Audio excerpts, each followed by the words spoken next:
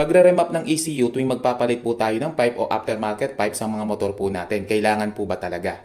Ano po yung mga ibang pwede po nating makuha pag nagparemap po tayo? At ano naman po yung disadvantage kung meron man po? Yan, hindi po tayo expert pagdating sa pagre-remap po ng mga ECU po natin, pero magbigay po tayo ng basic info para maging guide na rin po ng iba. Ito'y galing na rin po sa mga nakakausap po nating mekaniko nung nagtanong-tanong po tayo. Una, ano nga po ba yung ECU?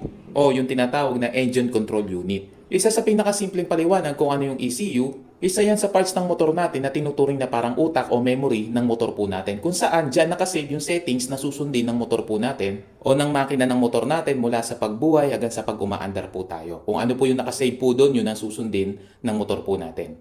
Ano naman po yung pagre-remap o yung remapping ng ECU? Yung remapping, yan naman po yung tawag sa process kung saan binabago po natin yung settings o yung parameters na nakasave po doon sa ECU po natin. Kailangan po bang nagpaparemap kung nagpapalit po tayo ng pipe o ng aftermarket pipe po? At ang sagot po sa atin ng mga nakakausap po natin ay dapat po talagang nagpaparemap po tayo pag nagpapalit po tayo ng aftermarket pipe para maitatama po yung mga settings at maiwasan yung ibang problem.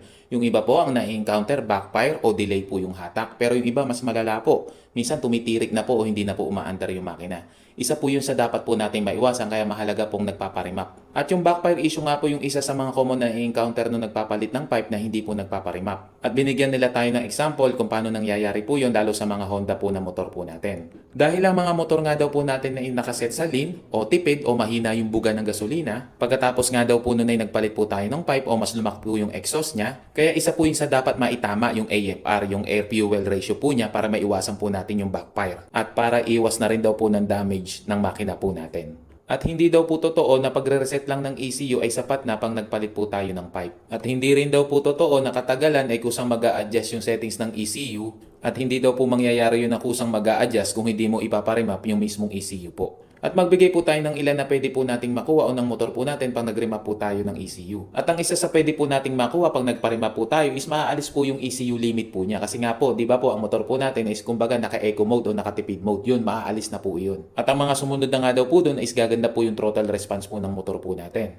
Maaari magkaroon din daw po tayo ng increase ng power, ng top speed, at saka po pwede na rin po dun i-increase yung RPM limit po. At improve fuel efficiency. Ngayon, tinanong ko naman po kung ano po yung mga pwedeng disadvantage kasi puro ang nakasulat po, di ba? Puro pagpapaganda, pagpapalakas. At ang sinabi po sa atin na disadvantage, at dahil nag-increase nga daw po tayo ng settings na gagawin po ng mga makina po natin o parts ng mga motor po natin, mas magtatrabaho po sila. At isa po yun sa pwedeng dahilan para umikli po yung lifespan po ng mga parts ng motor po natin. Kaya ang payo po sa atin, itama lang po yung ibang settings pero wag naman pong isagad para makakuha lang po ng power. Para iwas stress na din daw po sa mga parts ng motor po natin. At kung sakali nga daw po magpaparemap po tayo, humana po tayo talaga ng legit na nagre-remap. Huwag daw po yung copy-paste lang. At yung gumagamit nga daw po ng dyno para mas ma-tune ng tama o mas maganda yung settings na maibigay po sa mga motor po natin. Yan, dito na lang muna po mga idol. Sana po nakatulong kahit papano sa basic info kung ano po yung ECU, kung ano po yung pagre-remap. Yun po. RX po lagi. Salamat po. Thank you, thank you.